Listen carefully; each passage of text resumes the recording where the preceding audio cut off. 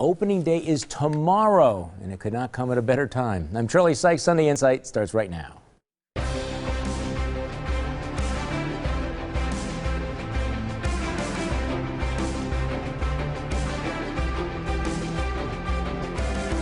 Good morning and welcome to Sunday Insight. In the week that was, well, the presidential campaign roars into town, and let's dive right in. The week began with the GOP front-runner calling into my radio show, and it got a bit contentious.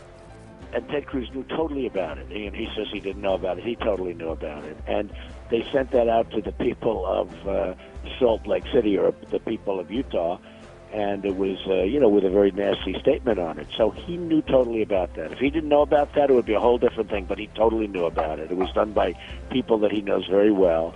Well, it was not Ted Cruz or his campaign. So is your standard is that if it... No, I'm just telling you, he knew. Okay, but so is this your standard, that if a supporter of another candidate, not the candidate himself, does something despicable, that it's okay for you personally, a candidate for president of the United States, to behave in that same way? I mean, I expect that from a 12-year-old bully on the playground, not somebody who wants the office held by Abraham Lincoln. Well, apparently Donald Trump did not know that I was a critic before he called into the show. On Tuesday, Governor Scott Walker also called in to endorse Trump's rival, Ted Cruz. That it's time that we elect a strong new leader, and I've chosen to endorse Ted Cruz. Later in the week, Governor Walker released a television ad touting his support. Ted is a constitutional conservative. He'll challenge the status quo, just like we've done in Wisconsin. Trump responded by lashing out at Walker, saying that he'd hurt the state because he'd refused to raise taxes. On Wednesday, a new Marquette law poll showed that Trump had fallen behind rival Ted Cruz by a full 10 points. Trump also found himself embroiled in controversies about comments he made about punishing women who had abortions, nuclear proliferation, and Supreme Court appointments. On Thursday, Ted Cruz called into my show and said that Wisconsin was shaping up to be a critical battleground in the race for president. And I have not made it a secret of my view that nominating Donald Trump would be an absolute disaster, that it would be a disaster for Republicans, it would be a disaster for conservatives, and it would be a disaster for the country. And on the Democratic side, Bernie Sanders opened a small lead on frontrunner Hillary Clinton. Joining me on our panel this morning, the Milwaukee Community Journal's Mikel Holt, political consultant Mary Jo Baas, defense attorney Dan Adams, and the managing editor of RightWisconsin.com, Collin Roth. Okay, so let's start right here. Is Tuesday shaping up to be a turning point in the race for president, do you think? Yeah, I really think it is. The campaign kind of slowed down and took a little pause here in Wisconsin. We had a couple weeks of real hard campaigning. They set up these grassroots operations, and I think you saw that conservatives in this state are really rallying behind Ted Cruz, and you saw that in the Marquette poll. I think Ted Cruz is going to do very well here, and it's kind of going to reset the race in many ways. Okay, how does it reset the race? Is this Donald Trump's Waterloo? Is it his Stalingrad? It might be premature to say that, but I think what it shows is that Ted Cruz can win in a place like Wisconsin, a place that doesn't have too many evangelical voters or very conservative voters, and it kind of gives him momentum heading into those northeastern states. Okay, I mean, the big question is Donald Trump is rolling along,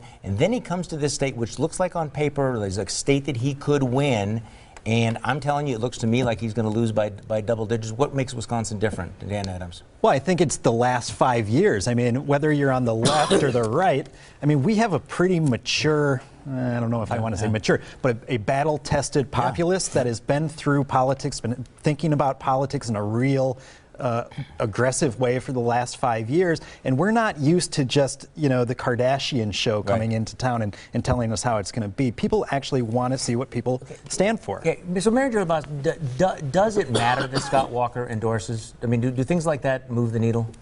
I think it does, and it makes a difference whether people are excited to get out to vote.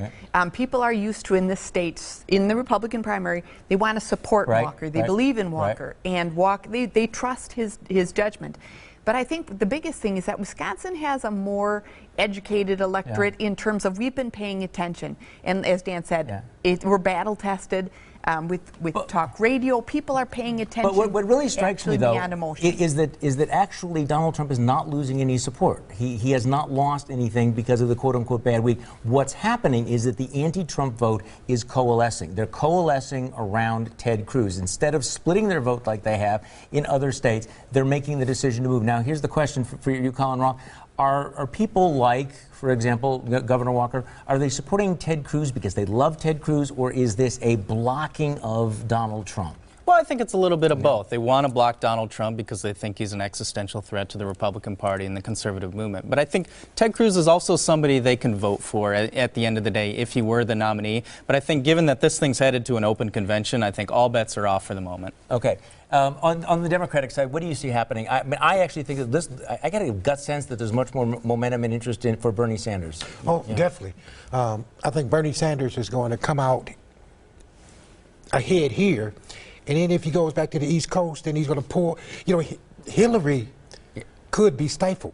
Okay, well, Hillary Clinton has been floated by big votes from the African American community. Is she going to get a big vote from the African American community on Tuesday? She will, but I don't think it's going to be the turnout. Yeah. And it won't be up to the level that it would have been if it was Obama. Yeah. And that's crucial. You know, I think he's going to pull, Bernie Sanders is going to pull this youth vote. And this has been the X factor in all of these elections. That's why he's still in the race. Okay, so what is your glass half full this week? What is your glass half empty? Let's go around the table. We'll start with you, Mikel Holt. Well, my glass is half full because the state is finally criminalizing cell phone use while driving in construction zones. My glass is half empty because lawmakers put off until next year penalties for the fools who threaten our safety before and after they pass through those zones. Mayor Jo Baas. My glass is half full because measles was declared eliminated from the U.S. in the year 2000. My glass is half empty because pockets of parents have left their children unvaccinated, 43% in some areas of Sacramento, and schools are closing due to outbreaks because parents still refuse to believe decades of science to the contrary. Dan Adams. Oh, my glass is half full because on Wednesday, campaign season is over for a bit. No more local candidate mail, yard signs, or robocalls, thank goodness. My glass is half empty because, after all this, the Milwaukee community still hasn't had a serious conversation about reducing crime, encouraging business growth, or fixing our education system. It's very disappointing. Collin Roth. My glass is half full because Wisconsin is going to be a firewall against Donald Trump next week. It's half empty because this Trump nonsense never should have gotten this far. On to the convention. Well, my glass is half full because I had a chance to ask some tough questions of Donald Trump this week. It's half empty because the reaction to that interview suggests that hasn't happened a lot, and that's a pretty harsh indictment of the way the rest of the media has handled this campaign. Our Sunday Insight Countdown shows the Wisconsin primary is just 2 days away. The Northeast primaries in Connecticut, Delaware, Maryland, and Pennsylvania and Rhode Island are 23 days away.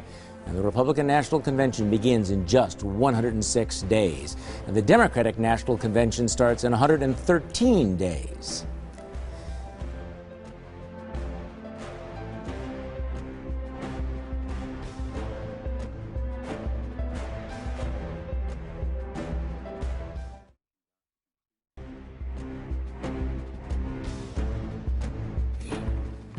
Wisconsin is once again ground zero in American politics, and we've been here before, haven't we? So the question is, you know, why are we different? What moved the needle? Well, let's talk about the last week that Donald Trump had, you know, the gaffes. Did anything that he did change the dynamics of this race in any way, do you think? Well, I don't think the specific things he said or his positions, unfortunately, I don't think hurt him. But the way he said it, his response, for example, to the images of Heidi Cruz, his answer was, well, he started it. He did it first. He did it first. And he kept repeating that. And at some of his other issues, he was responding as a child. He had nothing to explain himself. He had no underlying philosophy. But what's new about that? I mean, isn't that, you know, this is a campaign in which you had, you know, he's made fun of disabled reporters. He's mocked women's appearances. But what's new is, you know, and it hasn't hurt him. What's new is this week he didn't get away with it. This week it's Wisconsin. And they were on him. You were on him. I actually thought that the most extraordinary thing of the week was his decision to respond to Governor Walker's endorsement of Ted Cruz by coming into Scott Walker's backyard and trashing Walker's record and trashing it from the left by saying that Walker didn't raise taxes. It was tin-eared, certainly. But I think to understand Donald Trump at this point, you have to understand the WWF wrestlers. Right. I mean, there are people who always root for the bad guys. Yeah. And I think his voters are the guys who root for the bad guys. Well, okay. Yeah, I don't think if there was any one issue that or gaffe that set Donald Trump back this week in this state, but there were some things that he had a rough week. His interviews on talk radio and trashing Walker, and I think that abortion gaffe, will play itself out, but I think would just be absolutely deadly in a general election. The abortion gaffe, where he was asked whether women should be punished, and then he walked back on it. You know, I read that as just more evidence that he hadn't thought for 30 seconds about that issue. Like so many, he's not talking about throwing women in jail. He just never had thought about it. He had spent his whole life being pro-choice, pro-abortion, and now he's basically decided he needs to pretend to be pro-life, but he has no idea what pro-lifers have to say. I mean, there's no there. But I do think that this decision on his part, if you can even call it a decision, maybe it was just sort of a reptilian instinct to hit back at Scott Walker. I think that's going to hurt him because, you know, in this part of the state, you have a lot of voters who have, you know, crawled through glass, gone through fire for Scott Walker on the Republican side. Scott Walker's approval rating among Republican voters is 80%. And what does Donald Trump do? He has to go smash mouth and say that Scott Walker should have raised taxes. Well, there's not 80% all over the state. No, but among Republicans, 80%. And these are the people who voting in the Donald primary. Trump has come in here. He's just totally upset the apple cart. He's challenged everybody left and right. You know, look what happened when he was in Janesville. Yeah. I mean, they booed Paul Ryan. Yeah, is that going to work to his advantage? But he's going to lose. Yeah. Well, you know?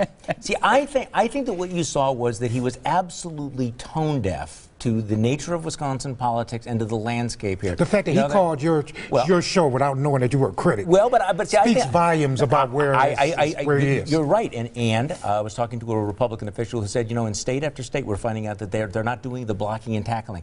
They're not doing the kinds of, you know, normal political things you would need to do, for example, to select the delegates, and that is going to be a major story between now and the convention. Now, you may not want to hear it, but we'll tell you anyway. Let's hand out some unsolicited advice. Michael, you're first. Well, I saw this flyer from the Working Families Party the other day. It talks about fighting for working families. Let me give you some advice. You can gain a lot more credibility, particularly in the African American community, if you talk about unemployment. Mary Jo Baas. If the Wisconsin GOP is able to beat Trump on Tuesday, my unsolicited advice is not to spend too much time on your victory lap, because the ultimate goal is not to beat the other Republican, it's to beat Hillary. Dan Adams. Well, my unsolicited advice is for State Senator Chris Larson. Hey, your delusions of grandeur aside, shouldn't you focus on Tuesday's election before signaling that you're running against Scott Walker for governor in 2 years? Collin Roth. And my advice is for national talk radio hosts, take a cue from this guy, Charlie Sykes, and start standing up for your conservative values, not ratings and access.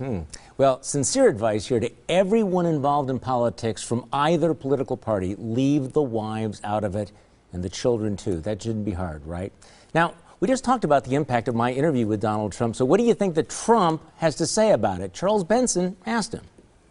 Mr. Trump, you got kicked around on talk radio, on Wisconsin conservative talk radio. You got kicked around yesterday on that. There were headlines saying, you know, well, Sykes, you know, destroys... I don't know anything about Sykes. Look, I think I did very well with Sykes.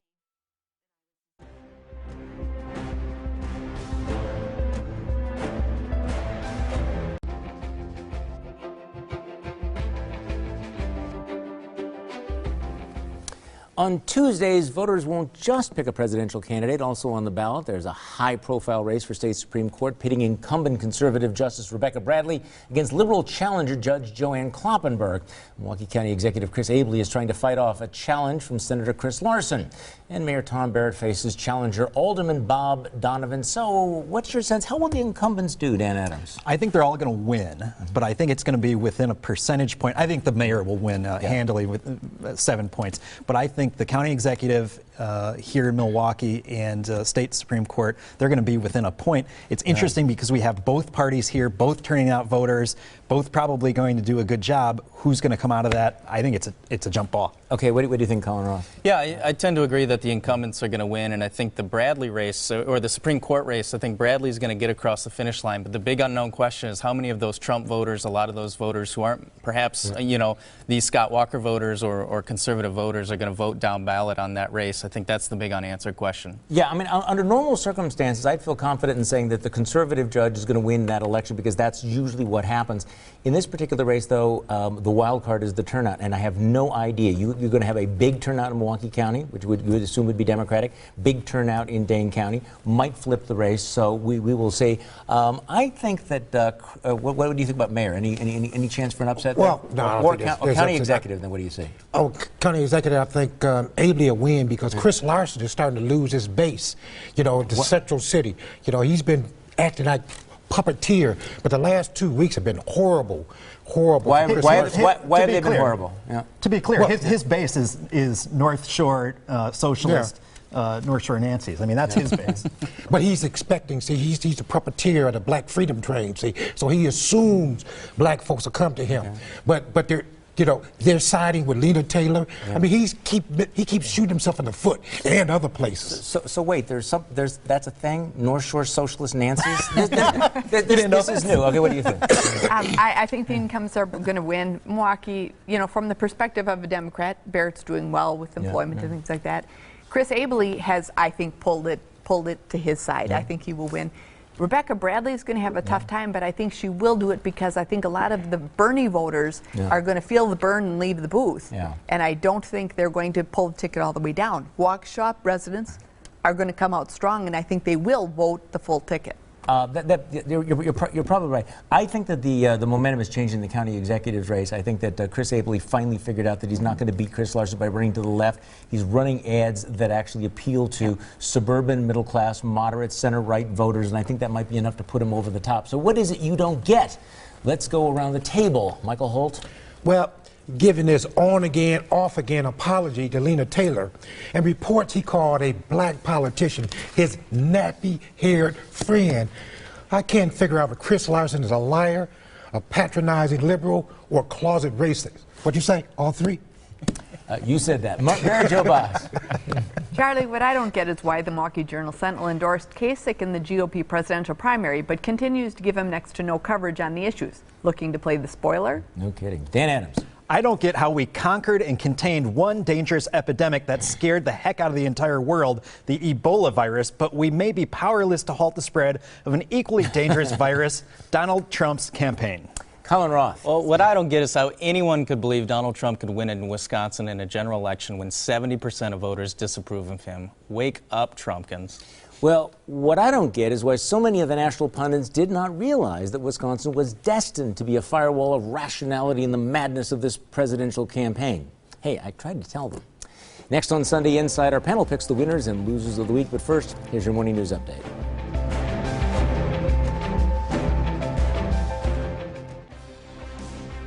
It's time for our panel to pick the winners and losers of the week. Michael Holt, you are first. Loser.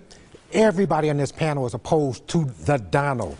But I'm more worried about the millions of thugs and bigots who make up a significant percentage of his support base.